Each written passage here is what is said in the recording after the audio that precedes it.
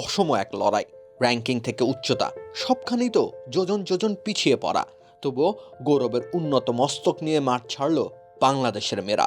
ইতিহাসের প্রথমবার তারা পা রেখেছে এশিয়ান কাপের মঞ্চে। স্রেফ এতটুকুই তো যথেষ্ট। তবে না, নিন্দুকের ধ্বংসাত্মক চোখেও মেয়েরা সম্মান দেখতে চাইল। তারা রীতিমতো জীবন দিয়ে লড়াই করলো।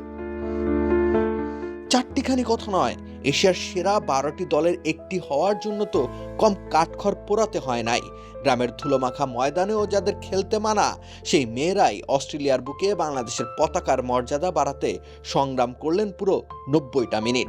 চোখ বন্ধ করে চীনকে বলা যায় পরাশক্তি। এশিয়ান কাপের ডিফেন্ডিং চ্যাম্পিয়ন নারী ফুটবলের র্যাঙ্কিংয়ে 17 নম্বরে তাদের অবস্থান। মোট 9 বার এই দলটা জিতেছে এশিয়ার শ্রেষ্ঠত্বের মুকুট। এই দলের গড় উচ্চতা 5 ফিট 7 ইঞ্চি, বাংলাদেশের গড়টা 4 ফিট 8 ইঞ্চি। র্যাঙ্কিংয়ে 112তম অবস্থানের নতুন কুড়ি বাংলাদেশ। কণ্ঠকাকীর্ণ একটা পথ পাড়ি দিয়ে তারা এশিয়ার সর্বোচ্চ মঞ্চের টিকিট কেটেছিল। আফিদা খন্দকার ও তার বয়সী তরুণীদের জন্য এত বড় মঞ্চ এতদিন অবধি স্রেফ এক দিবা স্বপ্ন ছিল। ছিড়িপথের পাশে দাঁড়িয়ে ঋতুপর্ণার কোনো এক বান্ধবী নিশ্চয়ই আজ গর্ব করছে তাকে নিয়ে। আফিদা খন্দকারদের বাসায় হয়তো কেউ বলেই বসলো, লোকের কথা শুনলে কি এমন দিন দেখা হতো?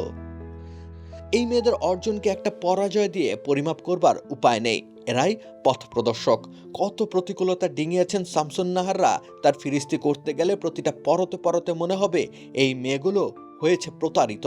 লাল সবুজের মায়ায় ফুটবলকে আগলে ধরা মেয়েগুলোকে হেনস্থা হতে হয়েছে, অর্থের অভাব সইতে হয়েছে, পুষ্টির অভাব তা তো চিরকালের।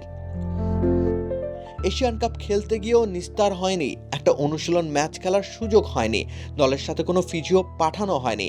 সংবাদ প্রচারের পর অস্ট্রেলিয়ান এক প্রবাসীকে নিয়োগ দেওয়া হয়েছে দায়সারা কর্মকাণ্ডের আরও এক ফিরিস্তি। এত কিছুর পরও পিটার বাটলারের মেয়েরা লড়ে গেছে। বিশ্বকাপের রানার্স আপ দলটার বিরুদ্ধে স্রেফ 2টি গোল হজম করেছে। 90 মিনিটের 80 মিনিটই তারা রুখে দিয়েছিল চীনকে। প্রথমার্ধের ওই 10টা মিনিটকে কোনোভাবে মুছে দেওয়া গেলে অর্জনের মাত্রা চীনের প্রাচীর ভেদ করার সমতুল্য হয়ে যেতে পারত অনায়াসে। তবুও আক্ষেপের সুযোগ নাই। প্রতারিত হওয়া এই মেয়েগুলোর দেশের প্রতি, ফুটবলের প্রতি যে প্রেম, যে ভালোবাসা, যে নিবেদন, তা খর্ব করে দেখার কোনো উপায় নাই। গর্বের পথ চলায় ইতিহাসের পাতায় উজ্জ্বল এক অধ্যায় হয়ে রইবে নারী এশিয়ান কাপে বাংলাদেশের প্রথম ম্যাচটি। রাকিব হোসেন রুম্মান, খেলা 71।